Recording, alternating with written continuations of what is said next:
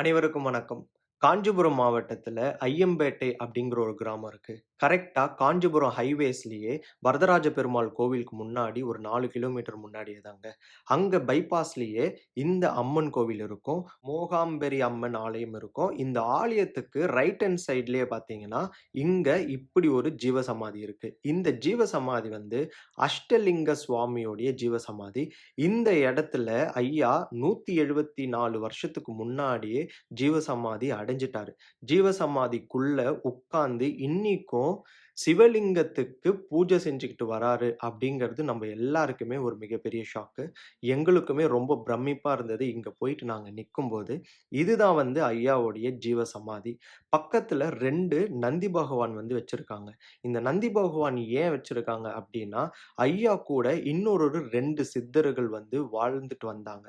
அந்த 2 சித்தர் பொட்டிசாமி என்கிற ஒரு மிகப்பெரிய சித்தர். 2வது ஹைகோர்ட்ல வேலை செஞ்சுட்டு சிவனடியார்கள் மாதிரி இருந்த ஒரு மிகப்பெரிய நிலையை அடைந்த இன்னொரு பிரம்மானந்த சுவாமிகள் அப்படிங்கிறவரும் ஐயா கூட வாழ்ந்துட்டு இருந்தாங்க. இவங்க 2 பேருமே ஒரு ஞாபகார்த்தத்துக்காகவும் இந்த இடத்துல நந்திகளை வச்சு 3 பேருமே ஒரே இடத்துல வச்சு வழிபட்டுட்டு வராங்கங்க. இந்த கோவில்ல, இந்த ஜீவசமாதியில நீங்க என்ன கோரிக்கை வச்சாலும் அது 100% தவறாம நடக்குமா? அப்படி நடந்தவங்க பல பேர் இந்த ஊர்ல இருக்காங்க. யார்கிட்ட போனாலுமே அஷ்டலிங்க சுவாமிகள பத்தி, அவர நாங்க அங்க பார்த்தோம், இங்க பார்த்தோம்ன்னு ஏகப்பட்ட இன்ஃபர்மேஷன் வந்து தராங்க. நெறைய பேருக்கு வந்து ஐயா வந்து நேரடியாவே போயி அவங்களுடைய வியாதிகள குணப்படுத்தி, அவங்கள வீட்டுக்கு அனுப்பி வச்சிருக்கிறதாவும் சொல்றாங்க. இந்த மாரி ஏகப்பட்ட தகவல கேட்கும்போது எங்களுக்கே ரொம்ப ஷாக்கிங்கா இருக்கு.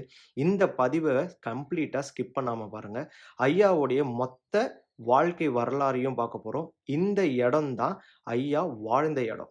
அஷ்டலிங்க சாமிகளும், பொட்டி சாமிகளும், பிரம்மானந்த சுவாமிகளும் வாழ்ந்து நெறைய மக்களுக்கு வந்து நல்ல விஷயங்கள சொல்லிக் குடுத்து, நல்ல வியாதிகள் எல்லாத்தையும் தீர்த்து, நல்ல வழிகளுக்கு கொண்டு போன இடத்துக்கு தான் இப்ப நம்ம போயிட்டுருக்கோம். இந்த இடத்துல தான் அவங்க வாழ்ந்தாங்க. உயிர் போற ஜன்னி வந்து காலில் போட்டுருவாங்க. உயிர் போற ஜன்னி கிணத்திலே கொள்ளும் ஜன்னி மாட்டுவரில் கிடையாது, காலில் போட்டுருவாங்க. அந்த லிங்கத்தை சுற்றி சுற்றி சிவாய நம்ம நம்பிச்சா சொல்லி கூப்பிடுவாரு. அப்போ ஏந்து நடந்துவாங்க. மாட்டு வண்டி அவங்க நடந்துவாரு. உள்ள போங்க எல்லாம் வேண்டிய அந்த மூட்டை நோய் மூட்டை நாத்தியமா நெய்கஞ்சி காய்ச்சி ஊற்றுவோம். 200 பேருக்கு சிவராத்திரிக்கு 1000 பேருக்கு சாப்பாடு போடுவோம். இந்த இடத்துல தான் ஐயா வந்து படுத்து தூங்குவாராம். அவர் கூடவே மத்த 2 சித்தர்களும் இந்த இடத்துல தான் பக்தர்களுக்கு நெறைய நல்ல விஷயங்கள பண்ணி குடுத்துருக்காங்க. அவங்க கை வச்சு சிவலிங்கத்த வச்சு 3 சுத்து சுத்தி நமசிவாய நமசிவாயன்னு சொன்னாலே எவ்வளோ பெரிய நோய் நொடி இருந்தாலும் அது இம்மீடியட்டா வெளியில போயிடுமா? எல்லாருமே படுத்த படுக்கையா இருந்தவங்க எந்திரிச்சு நடந்து போறத அந்த காலத்துல ஏகப்பட்ட பேர் பார்த்துருக்காங்க. இப்ப இந்த கோவில் நிர்வாகத்துல இருக்கிறவங்க எல்லாருமே யாருன்னா, இந்த தலைமுறை தான். இவங்களுடைய அப்பா, தாத்தா, பாட்டிகள் பார்த்தத இவங்க வந்து நம்மகிட்ட கதையா சொல்லிட்டு வராங்க. அந்த விதத்துல ஐயாவ பத்தி நிறைய தகவல்கள கேட்போம். ஈரோடு மாவட்டம் திருச்செங்கோடு பெரிய தென்னந்தோப்புக்கு சொந்தக்காரர், நிலக்கியார், பணக்காரர். அவர் சிதம்பரம் நடராஜர் பக்தர். தேங்காய் அறுத்து ஈரோடு மார்க்கெட்டுக்கு ஏற்றுறது அவருடைய தினசரி வேலை. ஒரு நாள் தேங்காய் அறுத்து ஈரோடு மார்க்கெட்டு வேலையில் ஈடுபட சொல்ல சிதம்பரம் நடராஜர் வந்து தோப்புக்கே வந்து ஆட்கொண்டார். கையில் ஒரு லிங்கத்தை கொடுத்துட்டார். நடராஜர் சிறந்த பக்தர். லிங்கம் கையில் ஒரு லிங்கம் கொடுத்துட்டு ஆட்கொண்டார். அவர் மறைமுகமாக போகிறாரு. இவர் பின்னாலேயே கால் நடந்தது. சிதம்பரம் நடராஜர் பின்னாலேயே போகிறார். அவர் மரத்து மேலே கூப்பிட்றாங்க. தேங்காய் அறுக்கிறவங்க காது கேட்கல. நானே ஏந்தி போச்சு, மாற்றிட்டாரு. அதுக்கப்புறம் வண்டி மாட்டு வண்டியில் ஏற்றி போகிறவன் தேங்காய் ஏற்றுறவங்க கூப்பிட்றான், காது கேட்கல, நினைவு எழுந்து போச்சு. அப்படியே கால் நடந்தது. சிதம்பரம் நடராஜன் முன்னே போகிறார். ஆட்கொண்டு சிதம்பரத்தை நோக்கி நடந்து போயிட்டாங்க 2 பேரும். நடராஜர் மூல சுவாமி நின்று, நீ ராமச்சந்திரா, அவர் பேர் ராமச்சந்திரா, அவங்க ஊரில் வச்சிருக்காரு. ராமச்சந்திரா, நீ காஞ்சிபுரம் பக்கத்தில் ஐயம்பேட்டைன்ற ஊருக்கு போய் மக்களுக்கு நல்லதெல்லாம் தொண்டு செய் அப்படின்னு சொல்லி கட்டளை போட்டு இங்கே பெரிய இதுங்களை கூப்பிட்டு விடுதலை வாங்கிட்டு வீட்டை விட்டு தானே வீட்டுக்கு போகிறாருன்னு சொல்லிட்டார். சொல்லிட்டு மூலசாமியில் சிதம்பரம் பொண்ணோடு போயிருக்காரு. பொண்ணு ஓட்டிங்க இருப்பார் சிதம்பரம் நடராஜர். போய் மறைஞ்சிட்டார். அப்படியே இவர் பெரிய இருங்களை கூப்பிட்டு தீட்சை வாங்கிக்கின்னு வீட்டை விட்டு விடுதலை கொடுத்துருங்கன்னு கேட்டார். சிவபெருமான் நடராஜன் சொன்ன மாதிரியே கேட்டார். பெரிய இருங்களை கூப்பிட்டு எனக்கு விடுதலை கொடுத்துருங்க, வீட்டை விட்டுருங்க. அப்படியே தீட்சை கொடுத்துட்டாங்க. சிதம்பரம், சீர்காழி, வைத்தீஸ்வரன் கோயில், காஞ்சிபுரம் ஏகாபரநாதர், அதுக்கு பக்கத்தில் காலஸ்ரீ இருக்கு. காலாஸ்திரி, அதுக்கப்புறம் ஸ்ரீசைலம் மல்லிகார்ஜுனன்னு சொல்லுவாங்க. அங்கே போயிட்டு அதுக்கப்புறம் யாத்திரை போயிட்டார். அப்படியே வடக்க யாத்திரை போயிட்டார். இமயமலை சார்ந்த கோயில் ஹரித்வார், ரிஷிகேஷ், கேதார்நாத், பத்ரிநாத், காசி எல்லா ஊருக்கும் யாத்திரை போயிட்டார். யாத்திரை போயிட்டு ஹரித்வாரில் தான் கங்கை பிறக்குது. கங்கோத்திரி மலை அங்கே தான் இருக்குது. ஹரித்வாரில் தான் பூமி தொடுத்து கங்கை ஆறு. எல்லா ஊருக்கும் போயிட்டு ரிஷிகேஷு அதெல்லாம் போயிட்டு கடைசியாக காசிக்கு போயிட்டார். காசிக்கு போனால் எல்லா சாமியாரும் தங்கிடுவாங்க. காசி தேவஸ்தானம் ஒரு மணிக்கார ஆஃபீஸ் போட்டு புத்தகம் வச்சுருக்கோம். அதில் எழுதிடணும் துறையாக போகிறவங்க முழு அட்ரஸ் போட்டு, நம்ம முழு அட்ரஸ் போட்டு நான் கடைசி காலம் வரைக்கும் இங்கே தங்க போகிறேன். நான் மரணம் அடைகிற காலத்தில் என்னை பறிச்சிருங்க, என்னை எரிச்சிருங்க. சில சாமியாருங்க இந்த உடம்பு கூட வேஸ்ட்டாக போகக்கூடாது. ஜலசமாதி கங்கை ஆற்றுல மீனுங்க வாயிற அதிகமான பகுதி, மீனுங்க அதிகமாக வாயிற பகுதியில் கொண்டு போய் தள்ளிட்டுங்கன்னு சொல்லி எழுதிடுவாங்க. அதே மாதிரி காசி தேவஸ்தானம் இன்றைக்கும் செஞ்சுன்னு வருது. காசி தேவஸ்தானம் அதே மாதிரி செஞ்சுன்னு வருது. இவர் காசியில் 3 மாதம் தான் தங்கியிருந்தார். தங்கிட்டு போக சொல்ல தரிசனம் பண்ணினே பண்ணார் பாருங்க. எல்லா கோயிலும் தரிசனம் பண்ணின்னு கடைசியாக காஞ்சிபுரம் வரதராஜர். அதுக்கப்புறம் எங்கேயும் போகல. கையில் எந்த நிமிஷமும் நடராஜர் கொடுத்த லிங்கம்ல, அது எந்த நிமிஷமும் கீழே வைக்க மாட்டார். அழுக்கா அப்படி வச்சுட்டு தான் தூங்குவார். இந்த கையில் தான் சாப்பாடு. பூஜை பக்கத்தில் வேகவித்தியார்னு ஒன்று போகுது, அங்கே தான் பூஜை. அந்த கையில் தான் பூஜை பண்ணுவார். ஊருக்கு அதுக்கப்புறம் இங்கே வந்து உட்காந்துருவார். இன்னும் இங்கே முத்தால்பேட்டையில் பொடிசாமின்னு ஒருத்தர் பூர்வீகமே முத்தால்பேட்டை. அவர் சார்பாக ஒரு நந்தி வச்சுருக்கோம். இன்னும் ஒருத்தர் பண்ருட்டி பூர்வீகம் ஞானமணின்னு. அவர் ஹைகோர்ட்டில் மெட்ராஸில் தங்கி ஹைகோர்ட்டில் வேலை செஞ்சார்.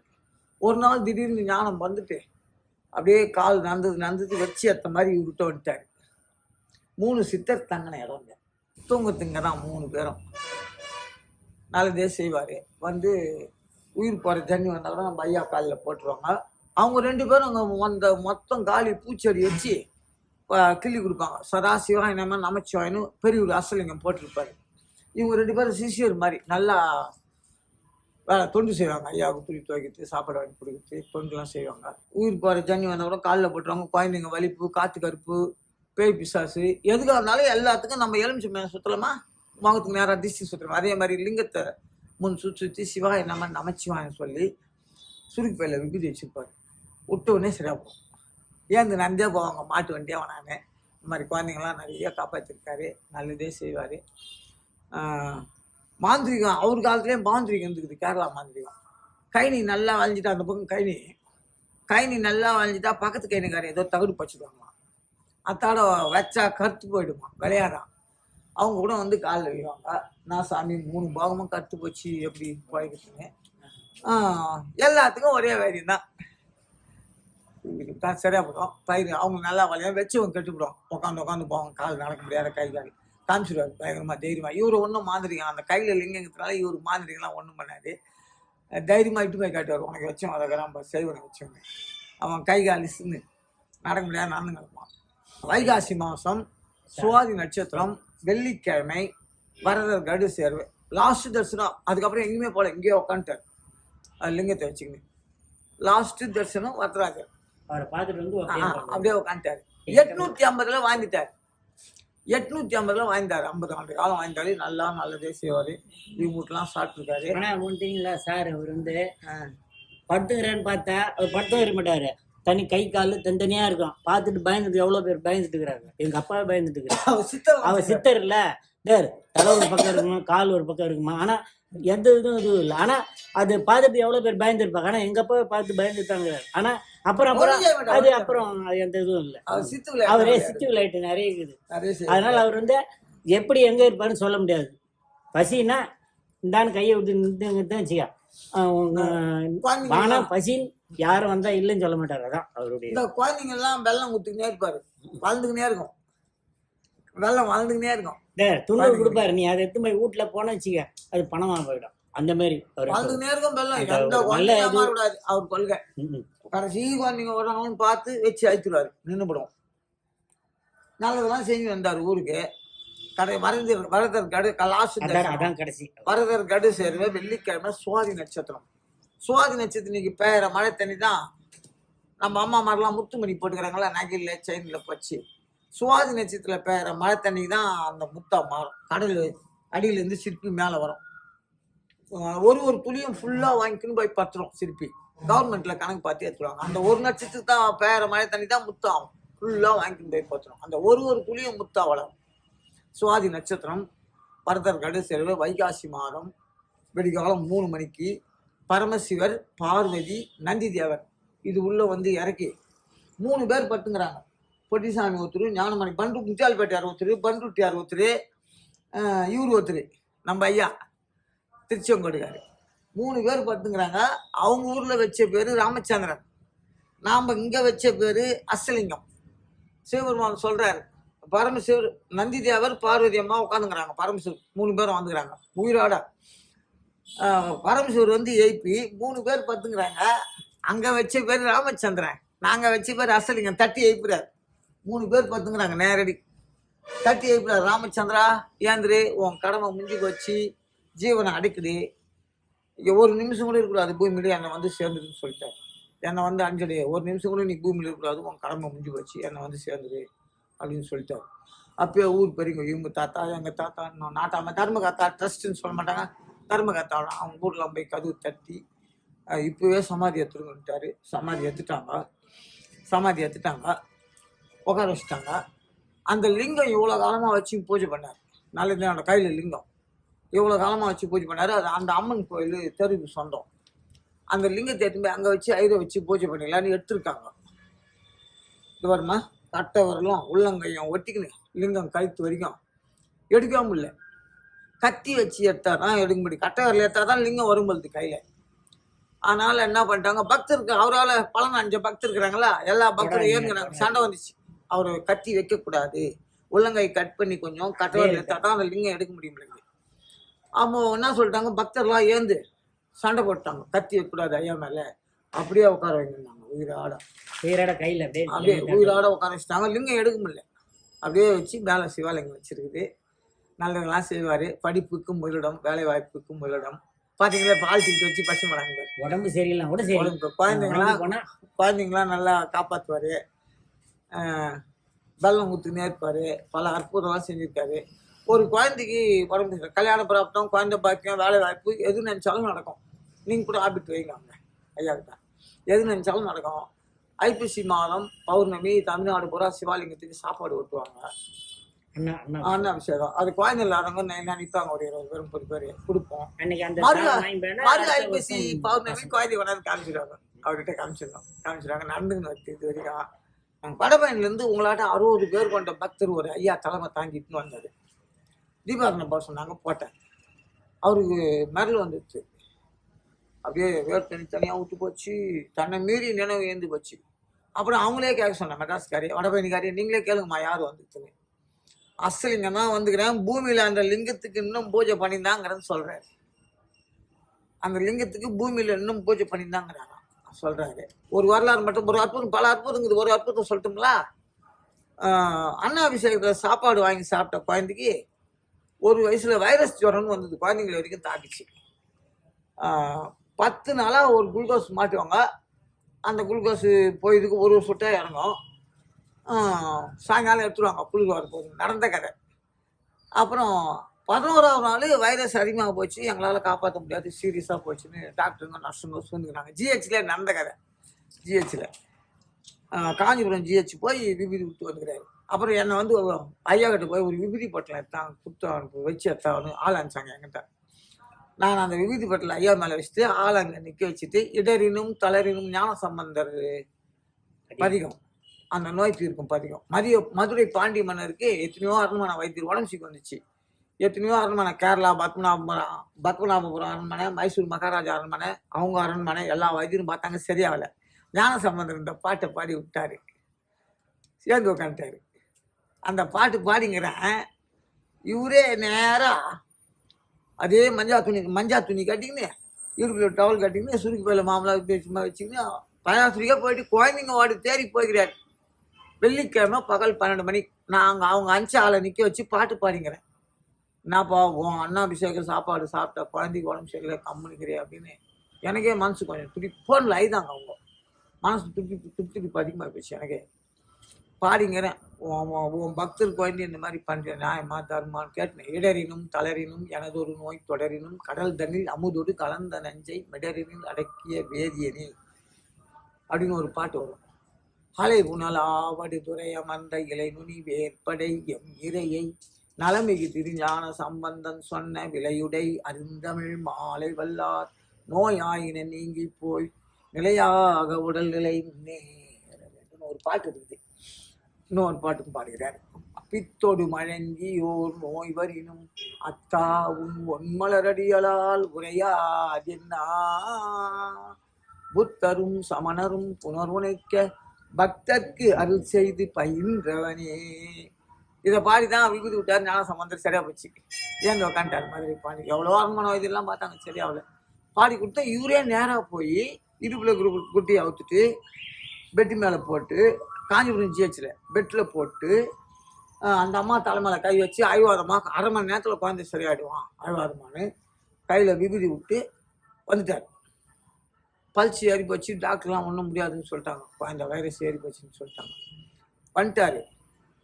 1/2 மணி நேரத்தில் ஏந்து வேறு தனியாக விட்டுதான் அவங்க தொடச்சி நோய் கஞ்சி கேட்குறாங்க. குழந்தை 11ஆவது நாள் 10 நாளாக சின்ன குள் போட்டு தான் ஒரு நாளைக்கு ஆகிறாங்க குழந்தைக்கு. 11ஆவது நாள் இவர் போய் விபூதி விட்டு அம்மா தலைனால கை வச்சு ஆசீர்வாதம் பண்ணிட்டு 1/2 மணி நேரத்தில் குழந்தை ஏந்து சரியாக வந்துடுவோமா அழுவாதமானு ஆறுதல் சொல்லிட்டு மறைஞ்சிட்டாரு. அந்த அம்மாவை பெற்ற அப்பா அம்மா இருக்காங்க, மாமனார் மாமியார் இருக்காங்க, டாக்டருங்க நர்ஸுங்க சூழ்ந்துருக்காங்க. யாரு கண்ணுக்கும் தெரியல. அந்த குழந்தைய பெற்ற அம்மா கண்ணுக்கு தான் வந்து தெரிஞ்சுது கண்ணு. அவங்க கேட்குறாங்க நீங்கள் பார்க்கலையா நீங்கள் பார்க்கலையான்னு. அந்த அம்மா குழந்தைய பெற்ற அம்மா கேட்குறாங்க நீங்கள் பார்க்கலையா தாத்தா வந்து வீடு விட்டு பார்க்கலையா அப்படின்னு. யாரு கண்ணுக்கும் தெரியல. அந்த குழந்தை அம்மா கண்ணுக்கு ஒன்று தான் தெரிஞ்சுது. அப்புறம் 1/2 மணி நேரத்தில் நோய் கஞ்சி அங்கேயே காசு கொடுத்துருக்காங்க. குழந்தை ஏந்துட்டான். வீட்டுக்கு பால் சரியா போச்சு போகலான்ட்டாங்க டாக்டர். வீட்டுக்கே போகல. இவர் துணியை விரிச்சு அவர் காலில் போட்டு தான் எடுத்து போனாங்க. வீட்டுக்கே போகல ஆஸ்பத்திரிக்கு. நல்லா இருக்கிறான் குழந்தை. இப்போ நடந்த கதை இன்னும் நிறையா பொருளாங்குது. நிறைய செஞ்சுக்கிறாரு. கண் ஆஸ்பத்திரிக்கே போய்க்கிறாரு. ஒருத்தர் கண்ணில் பிபின்னு இவங்க பக்தர் அவர் அந்த அம்மா பத்மாவதி அம்மானு கண் ஆப்ரேஷன் பண்ணிட்டு கண்ணில் பிபின்னு ஆப்ரேஷன் பண்ணிட்டு டாக்டர் எல்லாம் அட்டெண்டர்லாம் வெளியே அனுப்பிச்சிட்டு அவங்க 3 நாளாக அந்த கண்ணுக்கு டாப்ட் விட்டா வாய் கசக்கும்பளுக்கு மருந்து சாப்பாடே சாப்பிடல 3 நாளாக. அட்டெண்டர்லாம் வெளியே அனுப்பிச்சிட்டு அவங்களுக்கு ஒன்றும் பண்ணாங்கன்னு டாக்டர் கசாட்டி போட்டுருக்காரு. கொஞ்ச நேரத்துக்கு அவங்கள ரெஸ்ட் பண்ணாங்க. அப்புறம் அந்த அம்மா ஐது தரையா தண்ணி சீனா கோலி அளவு கண்ணு வெளியே வந்துச்சு. கண்ணில் பிபியா இப்போ புதுசாக வந்துருக்கான். கண்ணில் பிபி வெளியே வந்துச்சு. கண்ணு ஐதுக்கு நேகுது தண்ணி 6ஆவது வருது. அசதிங்கன்னு கூப்பிட்டுக்குது. பத்மாமா ஏந்து உக்காந்துச்சார். ஏந்து உக்காந்தாரு. விபூதி எப்போதும் விபூதி வச்சுருப்பாரு. அதே விபூதி விட்டு கொஞ்ச நேரத்தில் சரி அப்படின்னு சொல்லிட்டு வந்துட்டுக்கிறாரு. அப்புறம் அவங்க சாப்பாடே சாப்பிடல. அட்டெண்டருக்கு வச்சு சாப்பாடெல்லாம் எடுத்து சாப்பிட்டுக்குது. அவங்க போங்காட்டியா காசுப்பெல்லாம் மாற்றிட்டுக்கிறாரு. கண்ணு ஆப்ரேஷன் பண்ண அடையாளமே தெரியல. நம்ம பத்மாவதி அம்மா வாத்தியார் திருவாசக குழு வாத்தியார் வந்து சொல்லுது. அப்புறம் அட்டெண்டர் வந்தால் அவங்களுக்கு சாப்பாடு நல்ல சாப்பாடை வாங்கியாரு போயிடறாங்க. ஜூஸ் கீஸு வந்தால் இவங்க சாப்பாடே சாப்பிட்டுக்குது. நல்லா தெளிவாகுது. ஆப்ரேஷன் பண்ண அடையாளமே வடிவே தெரியல. அதெல்லாம் நடந்துக்குது. காஞ்சிபுரத்துக்கு யார் யாரெல்லாம் வந்து யாத்திரை போறீங்களோ, பெரிய பெரிய கோவில்களுக்கு போயிட்டு வழிபாடுகளுக்கு போறீங்களோ, இந்த ஜீவசமாதிக்கு பின்னாடியே நிறைய பேர் உட்கார்ந்து மெடிடேட் பண்ற அளவுக்கு ஐயாவுக்கு ஒரு தியான மண்டபம் வந்து கட்டியிருக்காங்க. அந்த தியான மண்டபத்தை தான் இப்ப நம்ம பார்த்துக்கிட்டு இருக்கோம். இந்த தியான மண்டபத்துல ஒரு நிமிஷம் வந்து உட்கார்ந்து தவம் பண்ணிட்டு, ஐயா கிட்ட உங்களோட கோரிக்கைய வச்சுட்டு, நீங்க காஞ்சிபுரத்துல எந்த கோயிலுக்கு வேணாலும் போய் தரிசனம் பண்ணுங்க. அன்னைக்கு நாள் நான் அடிச்சு சொல்றேன், உங்க லைஃப்லயே ஒரு எக்ஸ்ட்ராடினரி டேவா இருக்கும். எல்லா இடத்துலயும் ஒரு எக்ஸ்ட்ராடினரி எனர்ஜி, ஆற்றலை நீங்க பெறுவதற்கான எல்லா பாக்கியமும் கட்டாயம் இந்த இடத்துல கிடைக்குங்க. அதுல எந்த விதமான மாற்றங்களும் கிடையாது. இந்த வெண்கல சிலை வந்து செய்யும்போது நெறைய அற்புதங்கள் நடந்ததாம். அந்த சிலைய செய்த ஒரு சிற்பி வந்து இந்த கோவில் நிர்வாகிகள் கிட்ட நெறைய விஷயம் வந்து சொல்லியிருக்காரு. அதாவது இந்த சிலைய வந்து உருக்கி வெண்கலத்துல செய்யும்போது, ஐயா வந்து தல குனிந்து சிவலிங்கத்த பார்த்த மாதிரி தான் இருந்தாராம். எல்லாரும் இப்படி திரும்பி பார்க்கும்போது, திடீர்னு அப்படி ஸ்ட்ரெய்ட்டா வந்து நேர்ல பார்க்குற மாரி அப்படி வந்துதாம். இந்த மாதிரியான ஜீவ சமாதிகள்ல உட்கார்ந்து நம்பளும் தவம் செஞ்சோம்னா, நம்பளுடைய நிலை ஒரு உன்னதமான நிலையில இருக்கும். அப்படிதான் எல்லா சித்தர்களும் நம்மள வழிநடத்துவாங்க. கண்டிப்பா இதுவும் உங்க எல்லாருக்குமே கிடைக்கணும் அப்படிங்கிறது தான் என்னுடைய அபிப்பிராயமும். அதுக்கு மேல ஒரு மிகப்பெரிய அதிசயம் என்னன்னா, கோவிலுக்கு முன்னாடி, ஜீவ சமாதிக்கு முன்னாடியே இந்த விநாயகர் சந்நிதி வந்து இருக்குங்க. விநாயகர் வழிபாடு எப்படி பண்ணணும்? ஏன் விநாயகருக்கு நம்மளுடைய வழக்கத்துல ஒரு சில வழிபாடுகள், ஒரு சில பூஜைகள்லாம் பண்ணிட்டுருக்கோம். அதெல்லாம் ஏன் பண்ணணும்? அப்படிங்கிறத, ஏன் பண்றோங்கிறத ஒரு வீடியோல நான் தனியா வந்து எக்ஸ்ப்ளைன் பண்றேன். ஆனா இந்த விநாயகர் வந்து ரொம்ப பவர்ஃபுல். வன்னி மரத்துக்கு கீழ இருக்கிற விநாயகர். 2வது வடக்க பார்த்தா மாதிரி இருக்கிற விநாயகர். ரொம்ப விசேஷமான விநாயகர்ன்னு சொல்றாங்க. இவருகிட்டயும் எந்த கோரிக்கை வச்சாலும் அது இம்மீடியட்டா நடக்குமாம். காரிய சித்தி விநாயகர் அப்படின்னு நம்மளுக்கு சொல்லுவாங்க. பிள்ளையார வழிபட்டவங்க லைஃப்ல தோத்ததாவே சரித்திரம் கிடையாது. அது எல்லாருக்குமே தெரியும். இந்த பிள்ளையார் ஏன் வந்து அவ்ளோ விசேஷம் அப்படின்னு சொல்றாங்கன்னா, ஒரு 4 தடவ வந்து நாகப்பாம்பு பிள்ளையாரோட வயித்த சுத்தி தலைக்கு மேல படம் எடுத்து நின்னத நெறைய பேர் வந்து விடிய காலையில பார்த்துருக்காங்க. ஆள்கள பார்த்த உடனே பாம்பு என்ன பண்ணும்? ஃபாஸ்ட்டா பயந்து ஓடிடும் இல்லையா? அந்த மாரிலாம் ஓடாம பொறுமையா இறங்கி நடந்து போனத நெறைய பேர் பார்த்துருக்காங்க. பெருமா எழுதியே மாற்றக்கூடிய சக்தி இருக்குது இந்த மரத்துக்கு. லட்சுமிகரமான மரம். சனி பகவானுக்கு அதி தேவதை மரம். இவ்ளோ பெரிய விசேஷம் நிறைஞ்ச இந்த ஜீவ சமாதிக்கு கண்டிப்பா எல்லாருமே வரணும். கொஞ்ச நேரம் உட்கார்ந்து சித்தர்களுடைய ஆற்றல பெற்று உங்களோட பயணத்த தொடங்குங்க. எக்ஸ்ட்ராடினரியா இருக்கும். எவ்ளோ பெரிய வியாதியா இருந்தாலும் இங்க வாங்க. கண்டிப்பா உங்களுக்கு அது நீங்கிடுங்கிறது எந்த ஒரு மாற்று கருத்தும் கிடையாது. கண்டிப்பா நம்மளுடைய பதிவு உங்க எல்லாருக்குமே புடிச்சிருக்கும்னு நம்புறேன். நம்மளுடைய சேனல தொடர்ந்து ஃபாலோ பண்ணுங்க, சப்ஸ்கிரைப் பண்ணுங்க. இந்த பதிவ நெறைய நண்பர்களுக்கு வந்து ஷேர் பண்ணுங்க. எல்லாருமே பலன் அடையட்டும். ஜீவசமாதியோடைய மொத்த டீட்டெயில்ஸுமே கீழ டிஸ்கிரிப்ஷன்ல குடுத்திருக்கேன். கூகுள் லொகேஷன்ஸோட இருக்கு. நன்றி, வணக்கம்.